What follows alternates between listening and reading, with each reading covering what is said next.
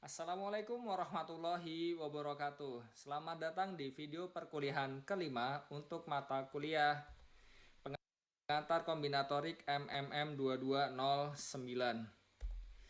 Sebelum kita mulai perkuliahan pada pagi hari ini, saya ingin mengingatkan kalau pertemuan ini adalah pertemuan terakhir sebelum ujian akhir semester.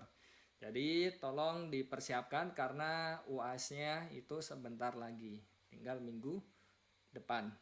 Dan saya juga ingatkan kalau Jumat itu hari libur, jadi kita tidak ada pertemuan. Tetapi tolong jangan ikutan demo ya kalau misalkan ada demo. Karena kan kadang-kadang mahasiswa kan ikutan demo kan.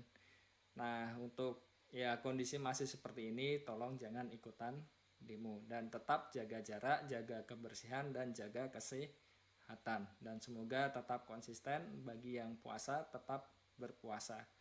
Oke, kita langsung saja. Nah, kita sudah membahas tentang lapangan Galois dan selanjutnya kita juga sudah membahas tentang geometri bidang hingga dan selanjutnya kita juga sudah membahas persegi Latin ya, dan khususnya yang tegak lurus. Oke, ini bisa dicoba latihan. Dan terakhir kita membahas tentang teorema ini dan bagaimana cara mengkonstruksinya. Jadi yang saya tekankan di sini adalah di ini ya. Jadi di konstruksi sini itu belum termasuk dengan pembuktiannya. Jadi hanya cara mengkonstruksinya. Dan bagaimana cara menunjukkannya? Nah, ya bisa dicoba. Sebagai contoh ya, saya persegi latinnya order 5. Nah, kita akan tunjukkan sepasang-sepasangnya itu saling tegak lurus. Jadi kita lihat ya polanya bagaimana, seharusnya tidak sulit. Jadi bisa saya serahkan untuk coba sendiri-sendiri untuk buktinya nanti kalau yang generalnya. Tapi saya ingin memberikan gambaran bagaimana dia terbentuk. Oke ya, jadi saya punya ini. Misalkan saya ingin tumpuk yang L1 dan L2. Jadi saya punya 1, 2, 3, 4, 5. Dan selanjutnya 2, 3, 4, 5, 1. 3, 4, 5, 1, 2. 4, 5, 1, 2, 3. Dan 5, 1, 2, 3, 4. Dari L2 kita punya 1, 2, 3, 4, 5. 3, 4, 5, 1, 2.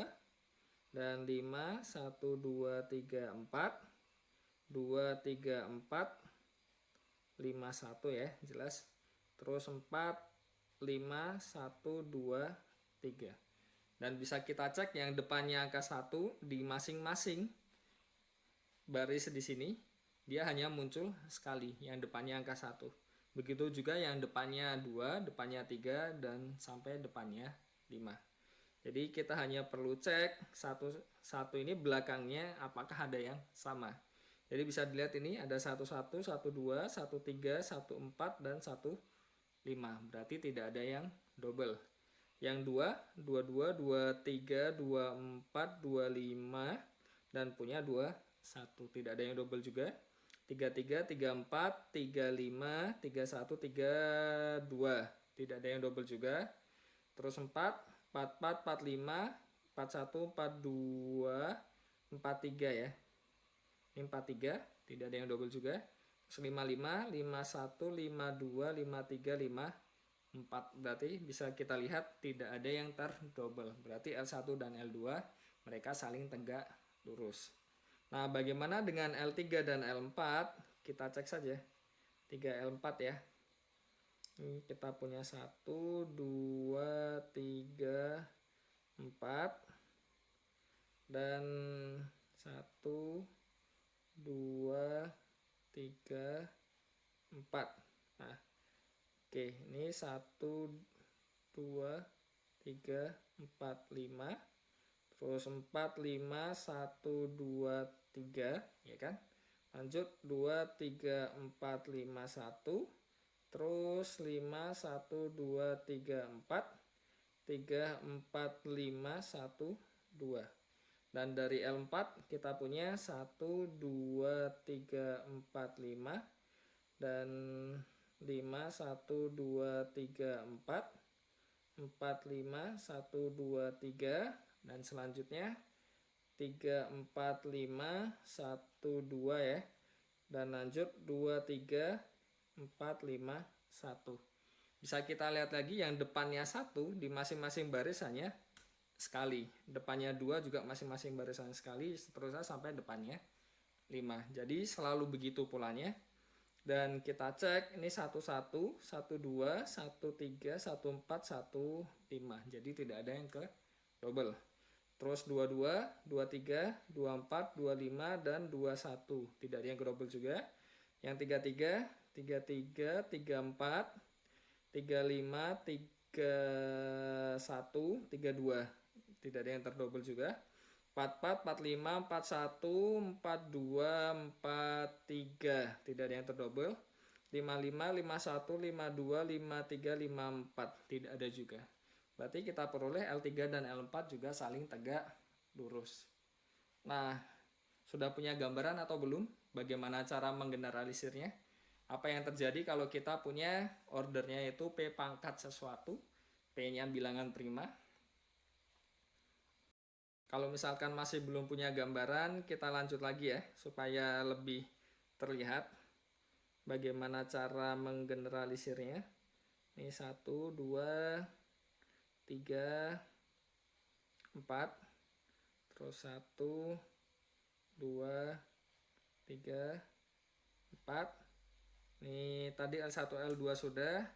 Kita coba L1, L4. Apa yang terjadi?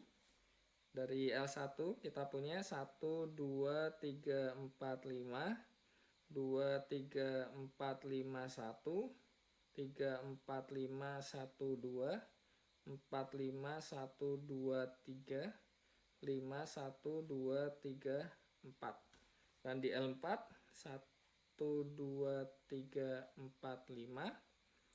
Terus 5, 1, 2, 3, 4. 4, 5, 1, 2, 3. 3, 4, 5, 1, 2. Dan 2, 3, 4, 5, 1. Dan bisa kita cek lagi yang depannya 1 itu hanya masing-masing baris hanya muncul sekali. Depannya 2 masing-masing baris muncul sekali. Kenapa bisa seperti itu? Ya karena dari definisi L-nya kan. Otomatis itu jelas. Nah, sekarang tinggal kita lihat. Apakah ada yang terdouble? Ini ada 11, 14, 12, 15, 13. Tidak ada yang terdouble. 22, ada 22, terus 25, 23, 21. Tidak ada berarti yang masihan ya. 24, tidak ada yang terdouble. 33, 31, 34, 32, oke. 35, 44, 42, 45, terus 43 dan 41. Tidak ada yang terdouble juga. 55, kita punya 53, 51, 54, 52. Tidak ada yang terdouble juga. Jadi secara umum ya nanti bisa dicari baris ke I, ya kan, kolom ke J. Seperti apa kan? Kalau mau membuktikan untuk yang ya ordernya P pangkat N. Jadi ya dicari ya ini untuk yang L sesuatu dan L sesuatu. Ini baris ke I dan kolom ke J-nya apa? Kalau misalkan masing-masingnya itu muncul sekali, nah ya sudah kan, selesai. Atau kalau tidak, nah kita ambil sebarang, misalkan di sini A, B ya, atau AB misalkan ya. Tunjukkan saja AB ini jadi entry di mana. Nah, itu juga bisa yang umumnya. Oke. Nah, ini bisa dilanjutkan sendiri untuk yang L3 dan L2. Jadi seperti apa bisa dicoba, tidak sulit. Intinya kalau kita mau menunjukkan secara umum, ya salah satu caranya ini tadi. Kita bisa menunjukkan untuk sebarang bentuknya AB ini dengan ya A-nya di GFP pangkat N, terus B-nya juga GFP pangkat N.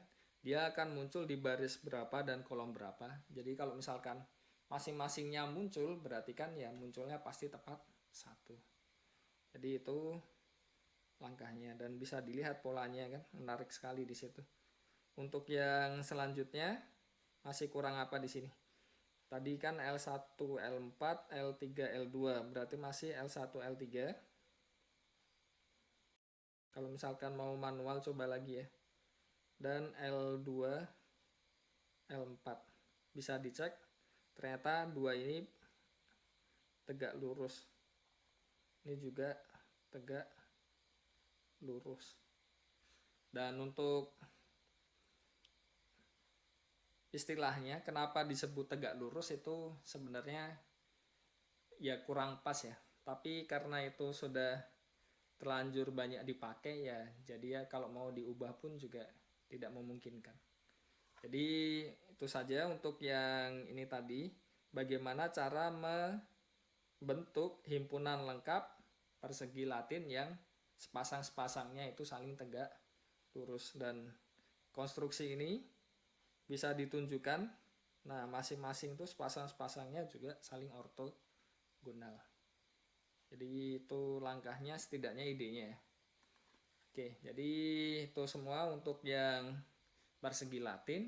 Nah, kita lanjut ke topik berikutnya, yaitu berhubungan dengan teori desain. Jadi teori desain itu berhubungan erat dengan matematika rekreasional. Nah, apa yang dimaksud dengan rekreasional di sini? Ya, intinya adalah awalnya itu bisa salah satunya dari teka-teki matematika. Kalau tidak ya dari permainan otak. Jadi dari situ ternyata dia bisa diaplikasikan pada percobaan statistika juga. Oleh karena itu banyak peneliti yang tertarik untuk meneliti lebih lanjut tentang teori desain ini, karena ternyata setelah dikulik lebih lanjut, dikaji lebih lanjut, ternyata banyak manfaatnya. Nah, untuk teori desainnya sendiri awalnya diperkenalkan pada awal tahun 1930. Jadi sudah lama sekali, sebelum Indonesia merdeka ya, sudah diperkenalkan. Dan motivasi awalnya itu sebenarnya adalah membuat desain percobaan pada bidang pertanian. Jadi misalkan ada beberapa varietas. Jadi misalkan ada V, varietas biji gandum di situ. Karena kan ya di Eropa kan ininya gandum ya, bukan padi ya utamanya. Nah, padahal ketika kita ingin membandingkan mana biji gandum yang terbaik, itu kan ya ada parameternya. Ketika nanam itu kan bisa ditanam di mana kan, tipe tanahnya itu kan berpengaruh juga. Terus curah hujan waktu kita membuat percobaan, pengairannya, terus pupuk dan sebagainya. Jadi semuanya itu berpengaruh. Karena variabelnya banyak, kalau misalkan ya masing-masingnya kita tes semuanya, itu kan jadi sulit. Jadi kalau misalkan semua varietas itu dicobakan, itu ya jadi kurang praktis, atau kalau tidak bisa membutuhkan biaya yang besar.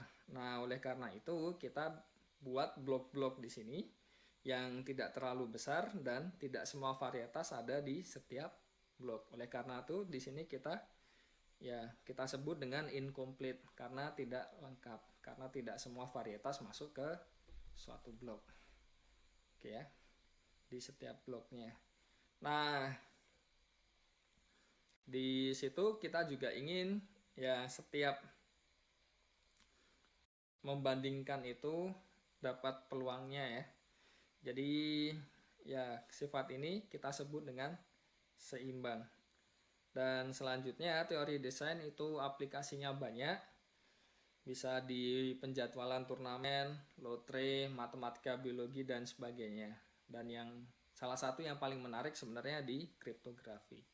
Nah, untuk aplikasi yang lebih lanjut itu bisa dipelajari sendiri karena untuk perkuliahannya kan sudah mepet ya waktunya. Jadi saya tidak ingin membebani terlalu banyak.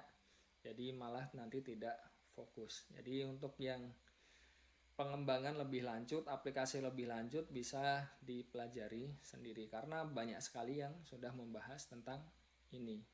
Oke ya. Nah, kita start dari permasalahan ini. Kalau misalkan kita punya 9 objek, kita ingin membentuk 12 himpunan, di mana setiap himpunan itu memuat 3 objek, dan setiap objek muncul di 4 himpunan. Dan masing-masing sepasang-sepasang itu muncul bersama di tepat satu himpunan. Nah, bagaimana cara membentuknya? Kalau misalkan langsungan itu sulit. Ya, saya contohkan saja kalau misalkan langsung ya.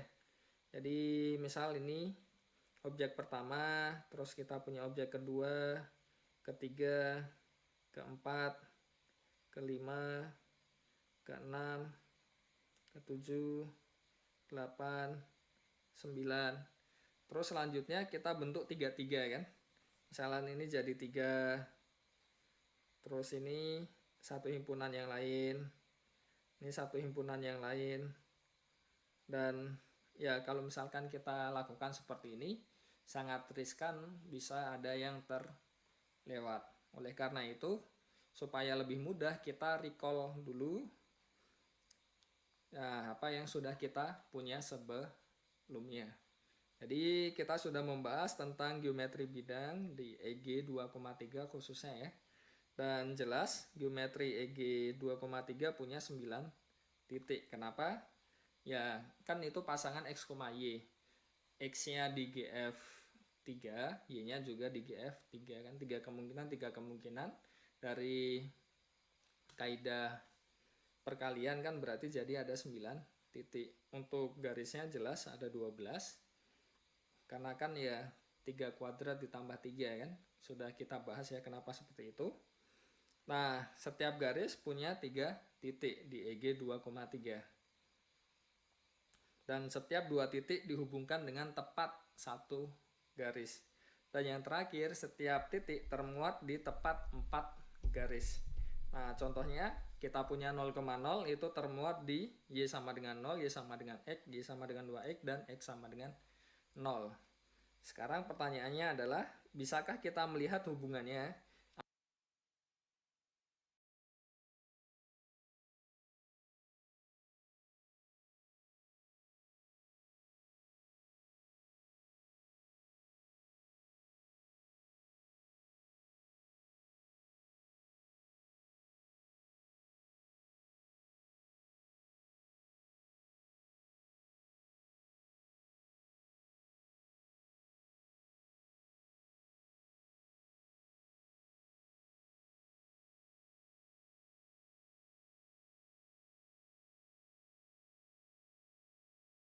antara di EG 2,3 dengan masalah yang kita punya di atas ini.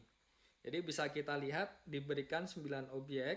Di sini kita punya 9 titik. Nah, berarti kita bisa membentuk korespondensi satu-satu antara objek-objek di permasalahan kita ini dengan titik-titik di EG 2,3. Nah, selanjutnya ingin dibentuk 12 himpunan. Di sisi lain kita punya 12 garis. Berarti ya bisa dibilang garis-garis itu bisa merepresentasikan yang himpunan tadi kan. Nah, himpunannya memuat 3 objek. Padahal setiap garis itu ada 3 titik. Nah, berarti satu titik itu ya diisikan saja. Satu garis diisikan saja 3 titik. Jadi himpunannya itu isinya 3 titik tadi. Terus bisa kita korespondensikan dengan objek-objeknya. Dan setiap objek muncul di 4 himpunan. Nah, ini kan sama seperti setiap titik termuat di tepat 4 garis. Dan yang terakhir, setiap pasangan objek muncul bersama pada tepat satu himpunan. Jadi bisa dilihat 2 titik dihubungkan dengan tepat satu garis. Nah, itu sudah kita bahas sebelumnya di EG 2,3. Nah, dari sini sudah terbayang ya apa hubungannya antara dua tadi kan. Jadi yang di permasalahan ini dengan yang di EG 2,3. Nah, bagaimana cara melihatnya? Ya pertama kita buat korespondensi satu dulu kan. Jadi kita buat relasi, misalkan objek pertama dikawankan dengan 0,1, objek kedua dikawankan dengan 0,2, ini dikawankan 1,0, dan jelas di sini pemetaannya bijektif karena masing-masing punya kawan dan kawannya tepat 1. Nah, sekarang bagaimana dengan himpunan yang terbentuk? Jadi kita sudah punya titik-titik tadi dibawa ke objek-objeknya kan. Jadi contohnya tadi 0,1 dibawa ke 1 kan tadi. Ini dibawa ke 1. Ini juga dibawa ke 1. Ini ada dibawa ke 1 dan dibawa ke 1. Jadi masing-masing titik di sini itu diganti dengan objek tadi, dengan ya aturan pengawanannya tadi. Dan bisa kita lihat masing-masing objek akan muncul di 4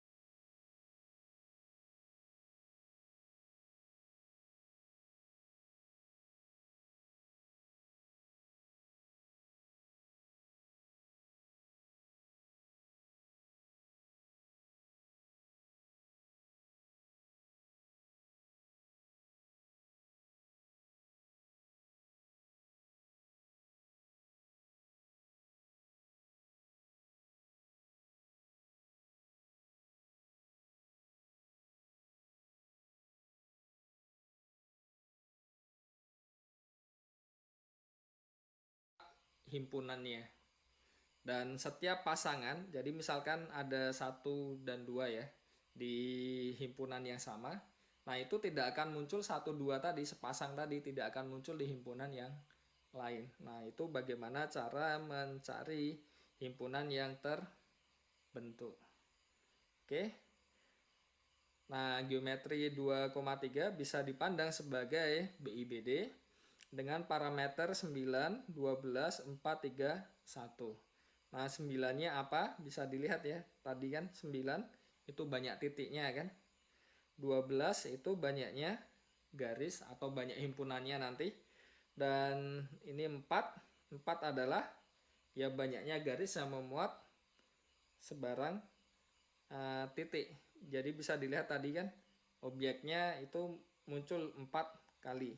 Dan 3 itu intinya masing-masing garis itu berapa titiknya.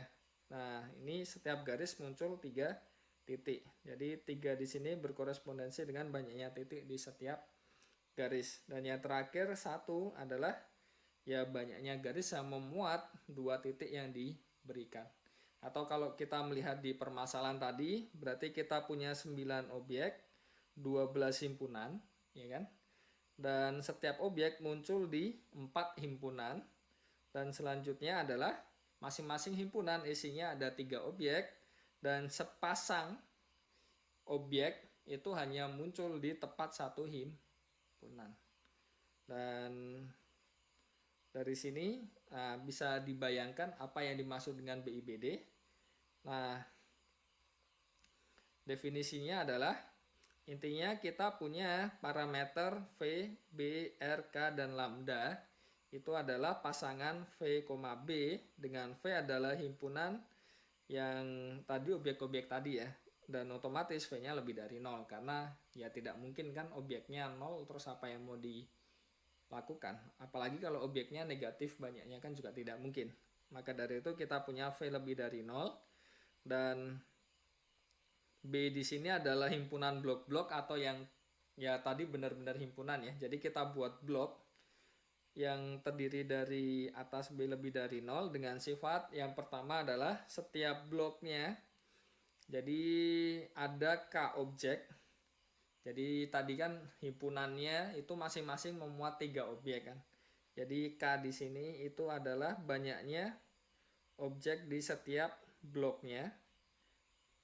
Dan otomatis banyak bloknya harus kurang dari V. Karena kalau misalkan sama dengan V ya apa gunanya kan. Kita buat blok isinya semuanya. Jadi harus kurang dari V. Dan selanjutnya setiap objek muncul di sebanyak nih ya tadi ya. Jadi kalau contoh tadi muncul di 4 himpunan.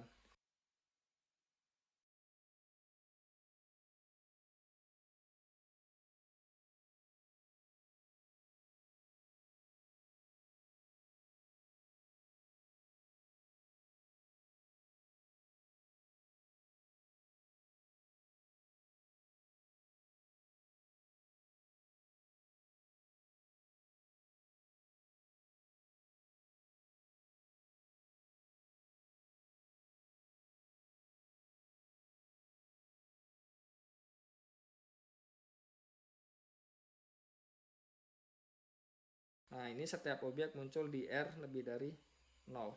Dan nah ini yang paling penting di sini adalah sebarang dua objek berbeda muncul bersamaan di tepat lambda blok. Dan ini sifat ini yang ketiga ini kita sebut dengan balance atau seimbangnya tadi. Jadi contohnya tadi masing-masing itu muncul tepat sekali. Dan ini yang sangat penting. Oke. Contohnya kalau misalkan kita punya di sini ya.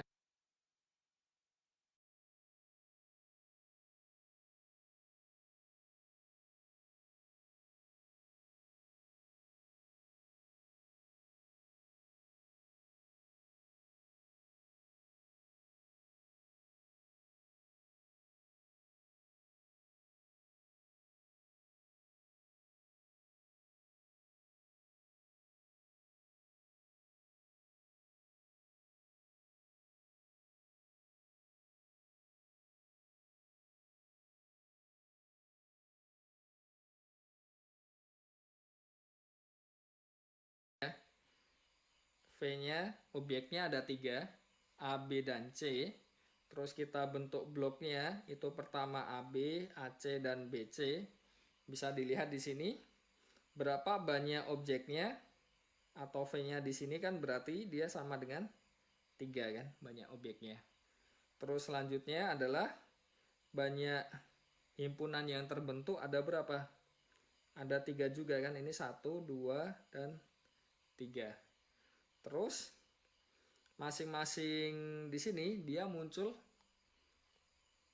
isinya ada berapa? Nah, ini kan masing-masing ada 2. Berarti K-nya sama dengan 2.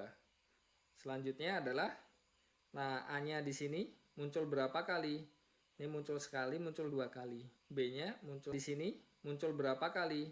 Ini muncul sekali, muncul 2 kali. Untuk bloknya itu pertama AB, AC, dan BC. Bisa dilihat di sini berapa banyak objeknya atau V-nya di sini kan berarti dia sama dengan 3 kan, banyak objeknya. Terus selanjutnya adalah banyak himpunan yang terbentuk ada berapa? Ada 3 juga kan, ini 1, 2, dan 3.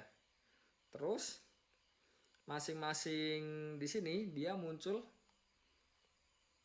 isinya ada berapa? Nah, ini kan masing-masing ada 2. Berarti K-nya sama dengan 2. Selanjutnya adalah nah, A-nya di sini muncul berapa kali? Ini muncul sekali, muncul 2 kali. B-nya muncul sekali, 2 kali, C-nya 1, 2. Berarti di sini R-nya itu sama dengan 2. Dan bisa dilihat sepasang-sepasang ya. Ini kan AB sepasang. Dan dia hanya muncul sekali kan. AC sepasang, muncul sekali juga. BC sepasang, muncul sekali juga. Berarti kita punya lambdanya sama dengan 1. Jadi contoh ini adalah pasangan V, B. Ini adalah BIBD dengan parameter 3, 3, 2, 2, 1. Nah, contoh lain apa? Ya, tadi sudah kita singgung ya. EG 2,3. Nah, bagaimana dengan secara umumnya? EG 2, P pangkat N. Nah, apa yang terjadi kalau kita punya EG 2, P pangkat N? Bisa dilihat banyak titiknya ada berapa. Kalau di geometri EG 2, pangkat N, kita punya P pangkat N dikuadratkan, ya kan, banyak titiknya. Karena banyak kemungkinan X-nya itu ada P pangkat N, Y-nya juga P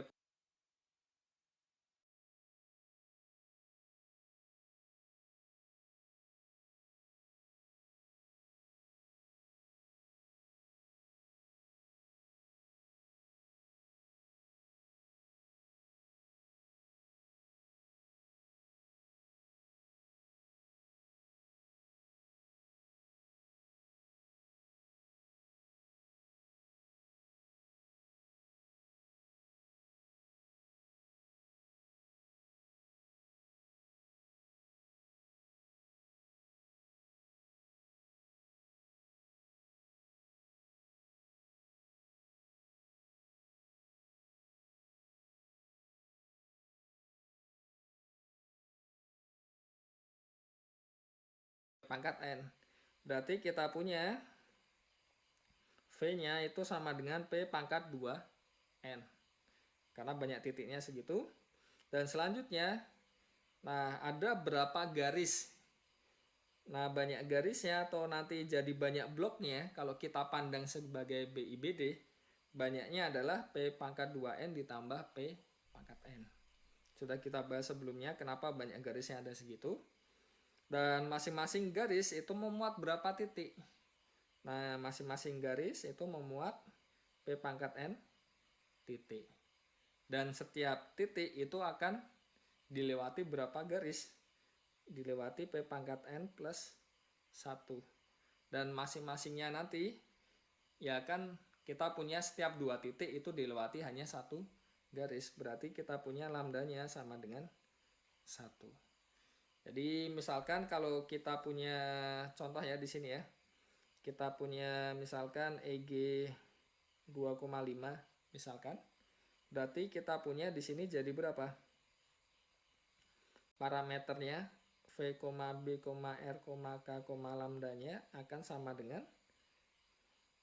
jadi 5 kuadrat 25 ya kan. Di sini 5 kuadrat tambah 5 30. Terus kita punya 5 tambah 1 6 dan ini ada 5 ini 1. Jadi ini contohnya ketika P pangkat N-nya sama dengan 5. Oke. Dan selanjutnya ada beberapa sifat yang penting di sini dan bisa kita lihat ya sebenarnya. Tidak semua parameter di sini itu bisa kita comot asal comot. Jadi satu sama lain itu ada hubungannya. Nah, hubungannya apa? Parameternya di sini VB RK lambda akan memenuhi B dikalikan K akan sama dengan V kali R dan ya kita punya kesamaan yang ini. Dan selanjutnya kalau kita punya BIBD di sini V-nya akan sama dengan ini, B-nya akan sama dengan ini dan masing-masing akan bulat. Kalau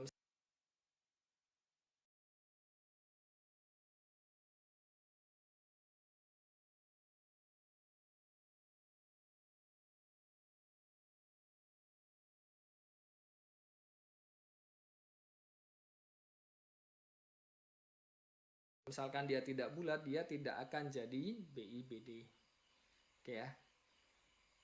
Jadi itu saja. Oke ya. Jadi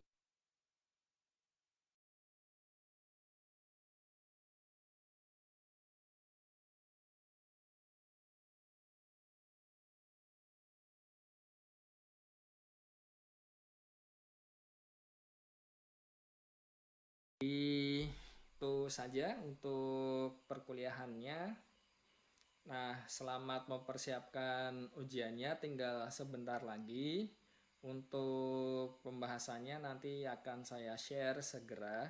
Dan ya saya ingin ingatkan lagi apa yang harus dilakukan adalah pertama itu pahami alurnya.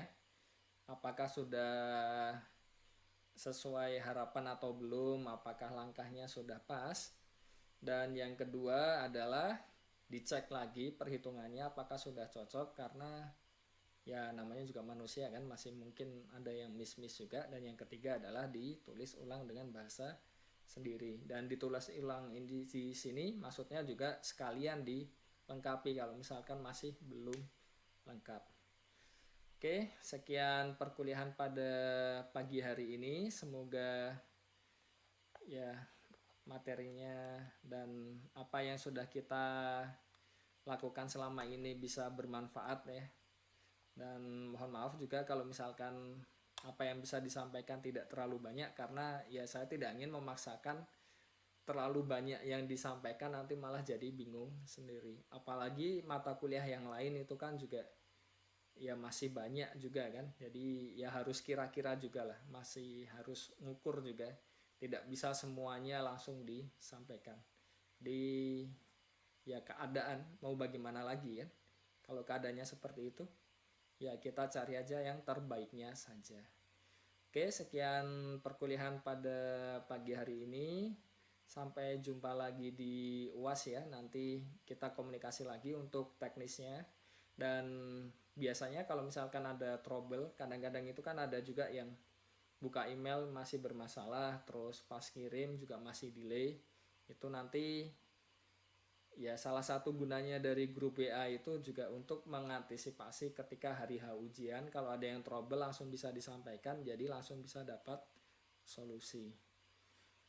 Terus untuk pengumuman lain, nah nanti akan saya share juga ada kolokium itu tentang partisi, teori partisi. Jadi di beberapa buku yang tentang kombinatorik, teori partisi itu juga sebenarnya masuk ke kombinatorik juga, matematika diskrit.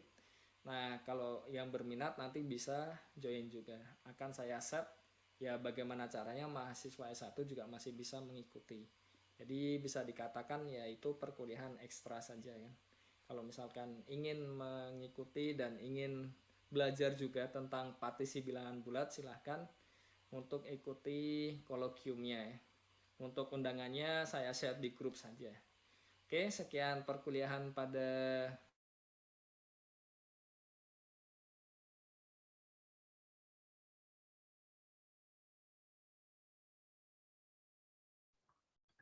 Terima kasih sudah menonton dan enjoy dalam menemani saya dalam belajar. Semoga cukup bermanfaat juga dan teman-teman juga bisa belajar. Terima kasih, sampai jumpa.